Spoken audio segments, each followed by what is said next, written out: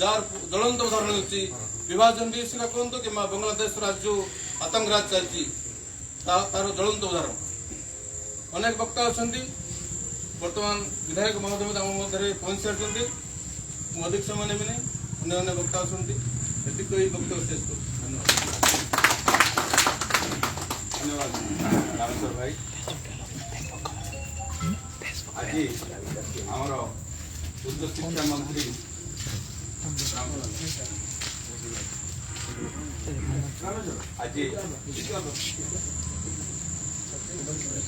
आज आमर उच्च शिक्षा मंत्री कोरापुट गस्त कार्यक्रम थिला तांकर से आमर विधायक व्यस्त थे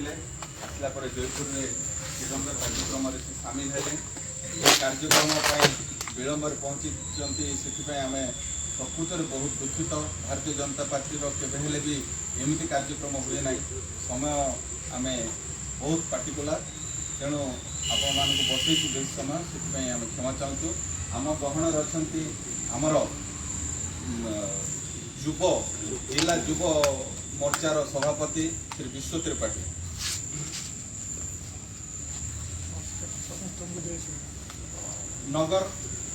नगर सभापति श्री सुनील कुमार त्रिपाठी महोदय उपसभापति अच्छा आमर राजकिशोर महांती महोदय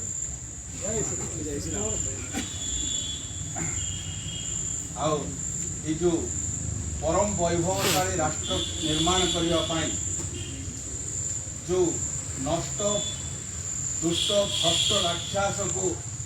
हत करने स्वर्णलंका को ध्वंस करने जो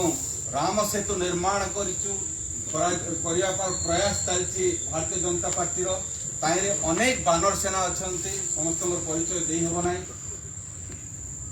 से भर मु शेखर भाई गुंडुची मूषा गोटे आज ये कार्यक्रम संचालन दायित्व मो उपर न्यस्त अच्छी मु बर्तमान अनुरोध करी आमर कोटपाड़ पूर्वतन कोटपाड़ महाविद्यालय अध्यापक तथा अध्यक्ष श्री सुरेश बेहरा को से निजर वक्तव्य उपस्थापन करेंगे।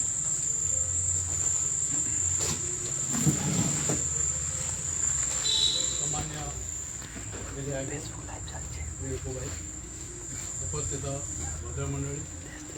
बीजेपी समस्त कार्यकर्ता प्रेस रिपोर्टर और आज आमर जो टॉपिक्स अच्छी विभाजन विभीषिका बोध हुए मो मतरे विभाजन विभीषिका भारत इतिहास गोटे अंधकार जुग कारण ये समय भितर जहाँ किसी घटी जहाँ किसी आपण माने कौन इतिहास बही में पाइपर ना इतिहास अध्यापक हिसाब से मुझे बहुत क्लियरली कहीदे से समय जो ब्रिटिश ऐतिहासिक माने थे से माने केबे भी चाहू नथिले जे प्रत्येक जिनिस बाहर को आसू एवं राजनैतिक चाप फल ये सब जिन जो घटना सब घटला से सब अंधकार लुचि जाए एवं आम मैंने जानिले भी आम मानकर नैतिक अधिकार नथिला से समय जेहेतु आम मैंने सरकार चाकरी करूँ जदि आम कौन विरुद्ध कहबू सरकार विरुद्ध जब आम कौन सत कथा जदि से समय कह जाए ताले कौन हम समस्ते जानते तेणुक बर्तमान आम मैंने फ्री आम बर्तमान कहले किसी किसी डरबार ना तेणुक ओपेनली आम जहाँ किसी कहीपर प्रकृत में जब आम देखा दुई जन व्यक्ति जो मान जो विभीषिका आरंभ होता एवं ता भितर आउ गोटे लोक एड करी परवर्ती समय छोटे एग्जांपल देकी प्रथम व्यक्ति हेले जवाहरलाल नेहरू पंडित नेहरू एवं द्वितीय व्यक्ति हेले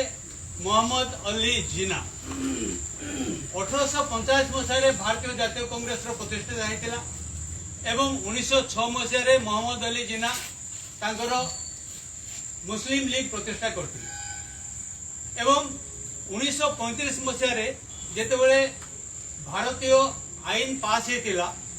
सेतेबेले को ए आईन जो पास हैला से आईन बल रे सारा भारत रे इलेक्शन हेतिला एवं ए इलेक्शन रे उत्तर प्रदेश रु केवल उत्तर प्रदेश रु मुसलमान माने 29 सीट रे वोट पाइथिले अन्य कौन जगह से माने पाई नथिले एवं जेतेबेले देखा गला जे 29टा सीट पाइचंती सेटा भी कौन हेतिला जे गोटे एग्रीमेंट हेतिला भारतीय जातीय कांग्रेस और मुस्लिम लीग भितर गोटे एग्रीमेंट हेतिला उत्तर प्रदेश रे आपण मांग बहुत लोक माने रहउचंती आपण माने सेटु केते जन लोकन को इलेक्शन रे ठिया करंतु तले मोहम्मद अली जिन्ना जेतेबेले 29 जन लोकन को उत्तर प्रदेश रे पाइले से कहले उत्तर प्रदेश सरकार जेतेबेले कांग्रेस सरकार गठन करिवो आपण गोटे काम करंतु आमे 2 जन लोकन को मंत्री पद दे दियो